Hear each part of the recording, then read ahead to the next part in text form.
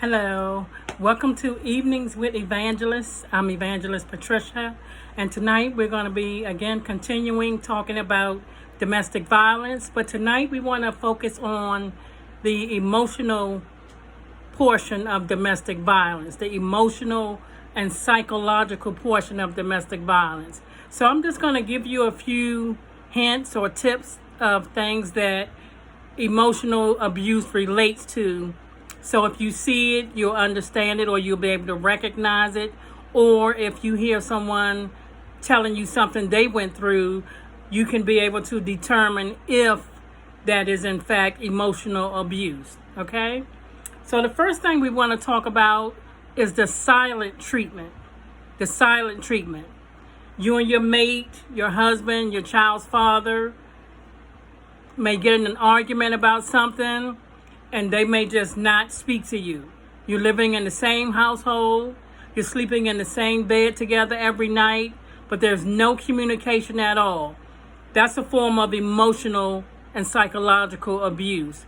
And abusers do that intentionally to get at the victim. The next thing is insulting the victim and making jokes. Insulting, making jokes about their life, their looks, things that they do, and then when you're questioned about it, they say, sometimes they may say, I was just joking, but they really meant it inside. You know, sometimes people say things and they say, I'm just joking, but they really mean it. So sometimes you got to be a little leery when you hear people say something, and then they try to take it back and say they were just playing. So just be aware of that, okay? The next way that a victim can endure emotional and psychological abuse is through blaming and accusations. Blaming and accusations. So, for instance, if anything goes wrong in the house, the abuser is going to blame you for it. If the kids are not acting right, he's going to blame you for it. You didn't feed them in time. You didn't give them their bath early enough. You didn't take them outside to play. Any of those things, they're going to put the blame on you. So sometimes you have to know that it's not you, and it's not anything that you did or did not do. It's just the fact that they want to play the blame game instead of taking some responsibility themselves. So they're going to push it all over onto you. Okay? So it's hard to, when somebody's blaming you for something and you really know you didn't do it, it's kind of hard to take that and just ignore it, so to speak. But just so that you're aware, just know that's one of the tactics of the abuser when he's trying to get you with emotional or psychological abuse. The next way is jealousy. Jealousy. They will do things of course, they don't want anyone looking at you. They don't want you around anyone, not even a male for that matter. But then they will do little things to make you jealous, like perhaps having a friendlier conversation with a female than they should. Then you may get home later that night and question them about it, and they'll try to blow it off to you and make light of it. But it was all done with the intent to make you mad or make you jealous. So sometimes you just have to know their mind isn't wired right. So they're going to do different things to try to get you mad anyway. A lot of times abusers try to get you mad to start arguments so they can just leave the house anyway. So that's just another tactic. Another way is gaslighting. Gaslighting. And what that is, for example, if I say, I've been feeling sick all week and just dizzy and having headaches, they will try to make me think that what I said is not true. You understand? They will try to make you think what you said is not true or that it's not happening.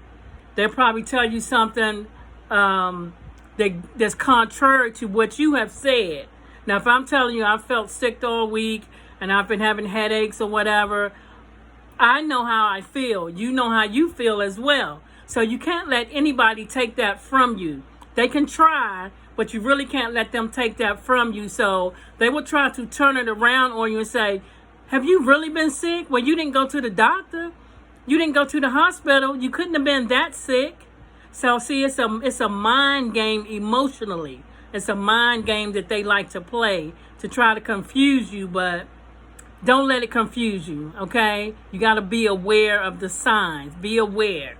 The next one is isolation. Isolation, when an abuser tries to abuse you emotionally and psychologically, isolation is one of the ways that they do that. And they can do that by leaving the house all the time or never being home except for when it's time to go to bed. That way they have no interaction with you.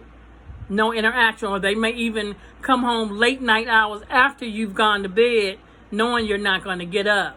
So they isolate you that way. They don't talk to you. We usually sit down at the dinner table and eat together. Now he's not doing that anymore. He wants to go in the bedroom or wherever you are. He's going to go to an opposite location. He may even go sit with the kids, which he normally doesn't do that. So just kind of be aware of this, that this is something that can take place. Isolation. They will isolate you. Maybe try to make you feel bad, make you feel guilty for something that you have not done.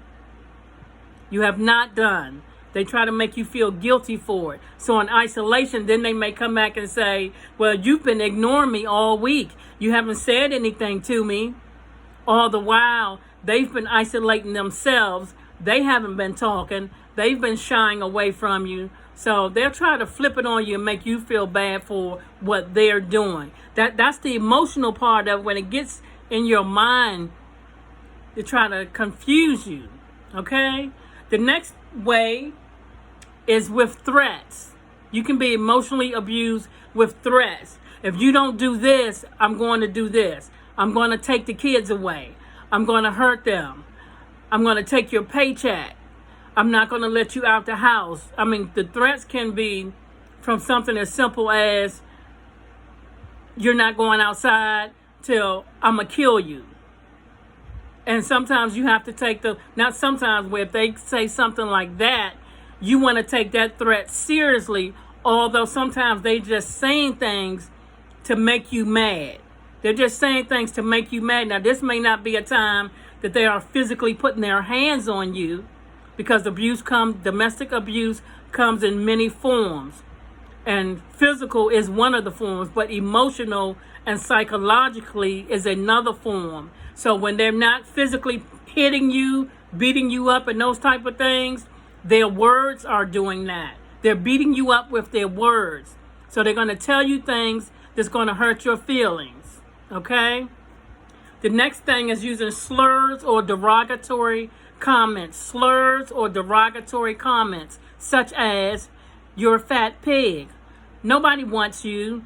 If you leave me, you got 3 kids. Who's going to want somebody with 3 kids already? You'll never find nobody like me or good as me or treat you the way I treat you. Of course, you don't want to find somebody the way he treats you, because he doesn't treat you like he's supposed to treat you. You got to remember that. When he say that, you have to remember that. You don't want somebody that's going to treat you like he's treating you. And he's not treating you good. He's not treating you like the queen you are. He's not treating you like a princess. So in other words, I pray you don't find somebody that will treat you like he's treating you or has treated you. Okay? And let me tell you, when you hear those remarks and somebody putting you down for months, weeks, years, you tend to believe it. You tend to believe it. Y'all see me on Facebook. I post pictures every week, my Sunday selfies. At one time, I would never take a picture of myself because I was told so much I was ugly that I believed it. I believed it until I learned my worth and my value. And then I'm like, where's the camera? Okay? So you have to know your worth, know your value, know who you are, and know that you're not these things they're saying. These are just tactics to get in your mind. If they can get control of your mind, then they have you almost right where they want you. So don't let those things that they say, you're fat, nobody's going to want you, you can lose weight if you need to, not because he said or because for any other man. if you lose weight or need to lose weight, do it for yourself. Do it for your children so you can be healthy enough to run around with them and play with them. It's not because of you're trying to look good. You're trying to be healthy. Okay? So just remember that. They're going to say negative things, but that doesn't mean that it's true. It doesn't mean that it's true. Another way is humiliation. Humiliation, to put you down, make you feel bad, make you feel lower than dirt, make you feel worthless, make you feel like you're nothing, make you feel like you're non-important in life, period. You're not a good mother. What kind of mother are you? These kids are in for bad, trouble for having you as their mother. No mother wants to hear that. Being a mother is a blessing. And is it easy? No. Does it come with a manual? No. How do you learn? Step by step, trial and error, day by day. 1 kid, 2 kid, 3 kid, however many kids, that's how you learn how to be a good mother. Aside from what maybe your mother or your family members or friends may have shared with you, as what things you can do to be a good mother. But that instinct inside of you tells you how to be a good mother. And yes, somebody can put you down and humiliate you and make you feel like you're the scum of the earth. But inside is what's important. You have to know you're not a bad mother. You're not a bad mother. Yes, we all make mistakes. We all make mistakes, have made mistakes, will make mistakes, because life is about making mistakes and learning from our mistakes. So no one is a perfect mother. No one. If they say that, I'm sorry to tell you, they're lying. No one is a perfect mother. We've all had our ups and downs. We all have a child or children that defies the odds and goes off the Richter scale and do whatever they want to do. But at the end of the day, if you know who you are inside, when somebody tries to humiliate you and make you feel low as dirt, you will know that that's not true. You will know that it's not true. And it takes a while to get to that point. Now, if you're in a situation, it's very hard. Once you have gotten out of a domestic violence situation, then you start working on yourself to build your self-esteem back up. Then you'll know when somebody says something degrading to you or humiliating or try to put you down. Everything God made is beautiful, and that includes you. That includes you. I don't care what he or she has said to you, what he or she has told you about yourself, your looks, your body, your parenting skills, your educational skills, or any of that. Everything God made was beautiful, and you have to know that for yourself, okay? And the last thing I have is harming pets and animals. And yes, you do have some people that are so evil and cruel that in order for them to hurt you, they would hurt those things that's closest to you. Now, some people don't have actual children. They have pets. And some people's pets are their children.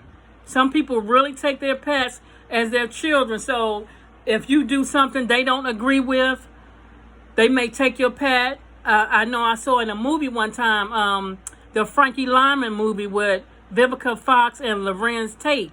When he was on drugs and he was beating her and he was mad, he took her dog and hung it out the window. He ended up dropping it on accident, but that was an instance. That was an instance where he harmed the animal. So just be aware, be careful. Again, it's important if you know the signs, if you have a friend, yourself, or someone you know and talking with them, if they say some of these things that I have mentioned, and this should bring a bell alert to you that I remember hearing this on a video about domestic violence, emotional abuse. This is what that sounds like. Maybe you can have a talk with your friend. Again, sometimes the victim doesn't want to hear it. They're going to justify for the abuser. They're going to stand up for him. They may argue with you to be on his side. But sometimes as long as you let them know that you're there for them and you have expressed your concern, and most of all, let them know that their safety is what's most important, to you. Okay? So just as a recap, tonight we were talking about, again, domestic violence, but we were talking about the emotional and psychological side of it, and just some things that occur when you deal with emotional abuse. And I'll go over them again. And one is the silent treatment, insulting and jokes, blaming and making accusations, jealousy, gaslighting, isolation, threats, using slurs or derogatory statements about you, humiliation, and harming your pets and animals. So I hope this information is helpful to somebody. Please share the video so others can see it.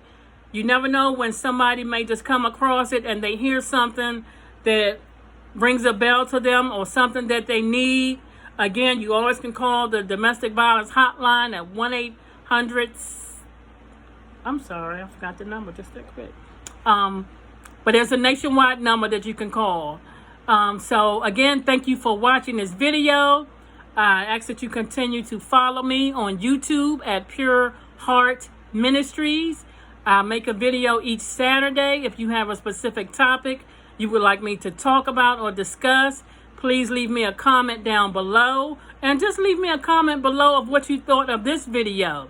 Okay? So until next Saturday, I thank you for watching. All those who tuned in and will tune in later, I appreciate you. And as always, keep your heart pure. Until next time, be blessed.